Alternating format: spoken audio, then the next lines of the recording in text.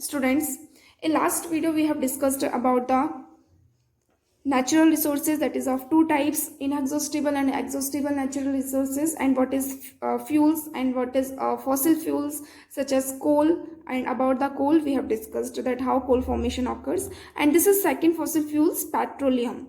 And petroleum is a fossil fuels and it also a exhaustible natural resources. Why is it exhaustible natural resources? Because the formation of petroleum takes a millions of years, and formation of petroleum is occurred by the decaying parts of plants and animals when they got buried under the earth. So it takes times for millions of years, and if petroleum are not utilized by humans in controlled manner, that it is highly that there is highly chance that petroleum can be depleted in near future. So this, it is exhaustible natural resources and it is a fossil fuels. Next is petroleum is a dark color thick oily liquid and it has an unpleasant smell. The word petroleum is derived from petra, rocks, and oleum, oil, as means rock oil, means as it is mined from between the rocks under the earth as shown below. This is a structure of petroleum that are found under the surface of earth, and petroleum is mined or petroleum is separated out from the under the from the earth. So it is called as rock oil. This is the occurrence of petroleum under the surface of earth. This is the arrangement of petroleum that is found under the earth. Petroleum is found between the two layers, between the two layers of rocks, impervious rock. This is impervious rock and this is also impervious rocks. Petroleum layer are found over the surface of water, and over the layer of petroleum there is a layer of natural gas are found over the layer of petroleum. So this is the layer of natural gases, and this is the layer of earth crust.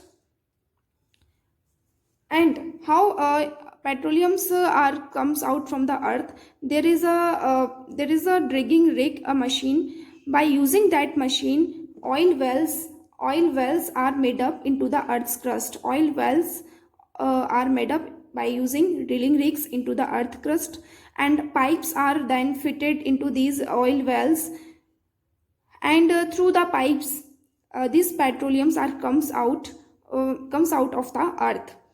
And when these oil wells are made and pipes are fitted to be obtain petroleum out of the earth, then firstly natural gas is comes out of this layer of petroleum, because natural gas are found over the layer of petroleum, and then after petroleum is obtained and petroleum is sucked by these oil wells. So this is that how petroleum is mined from the surface of earth.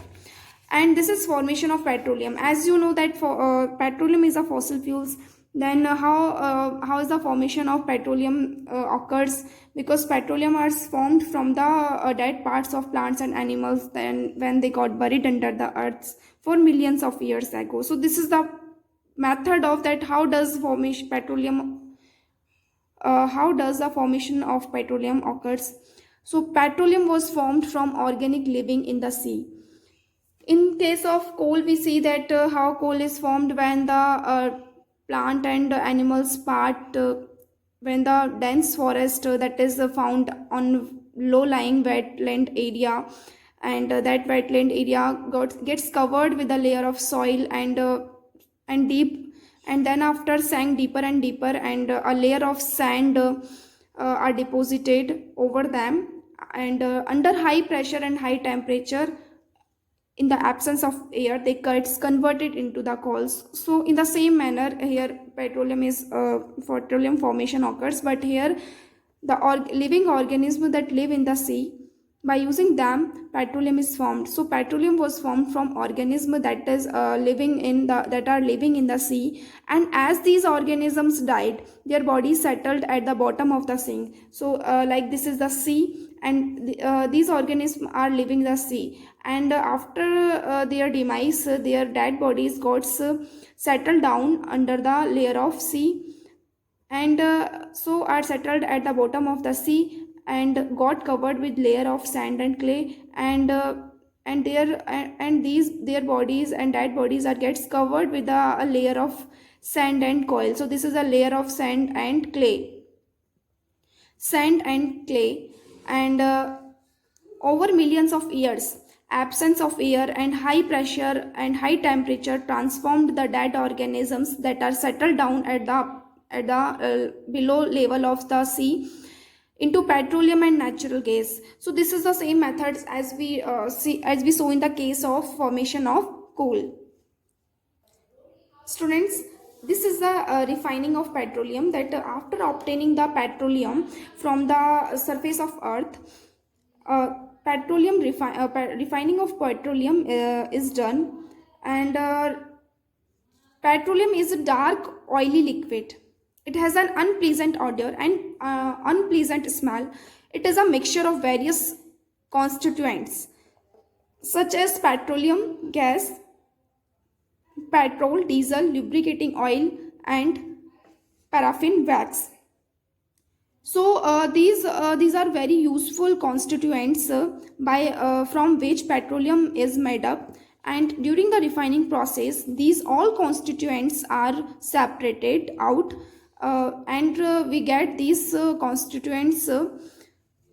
And we get these constituents that are separated out from the petroleums as an useful products and are utilized in various useful work. So refining the process of separating the various constituents of petroleum is known as refining, and it is carried out in a petroleum refinery. And petroleum refinery is a place at which various kinds of machines are there to for the refining process. So that reason we call a petroleum refinery. So refining is important to transform petroleum. That petroleum that we obtain from the surface of the earth, that petroleum transformed during the process of refining into useful products, and such as LPG, liquid petroleum gas, and petrol, kerosene, lubricating oil, paraffin wax, and bitumen. In your book, these constituents of petroleum's tables are given, and the uses of these constituents are given. Read them from your book. And next is advantage of using CNG and LPG as fuels. LPG is a full form of LPG, liquid petroleum gas, that is constituents of petroleum. And the full form of CNG, compressed natural gas, that is not the constituents of petroleum. This is called as natural gas. CNG is called as natural gas that is found over the layer of petroleums under the earth. So why there is advantage of using CNG and LPG as fuels? Let's understand. They both are cleanest burning fuels of all fossil fuels. Whatever fossil fuels are today is present in our earth, of them they are the best burning fuels, because they cleanest and they do not give smoke when burned. It means they are less polluting because they do not give smoke when burned, and both are easy to store, and then they can be transported easily through pipelines. They can be burned directly, and they give a lot of energy when burned, so they are very useful. So these are the advantages of using CNG and LPG as fuel. Friends, these are the limitations of fossil fuels. Burning of coal and petroleum is a major cause of air pollution, because when coal and petroleum are burnt, then they produce various gases like carbon monoxide, CO, and carbon dioxide, CO2, and smoke.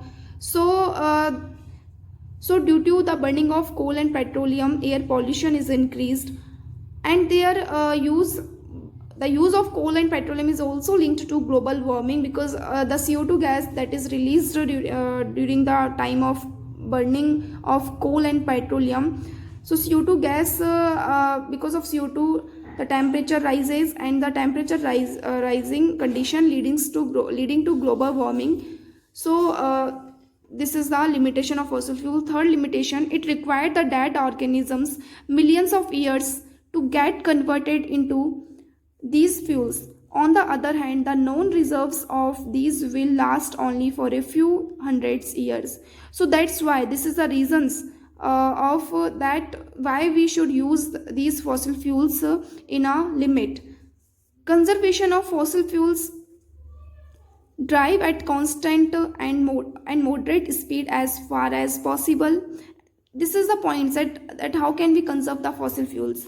So drive at constant and moderate speed as far as possible, and switch off the engine at the traffic light or at a place where you have to wait. So here our chapter has finished here, and in this chapter mainly what we have discussed about the fossil fuels, that how fossil fuels formation occurs, and what is the limitations of fossil fuels, and why should we use the fossil fuels in a limit, and how can we conserve the fossil fuels. Thank you.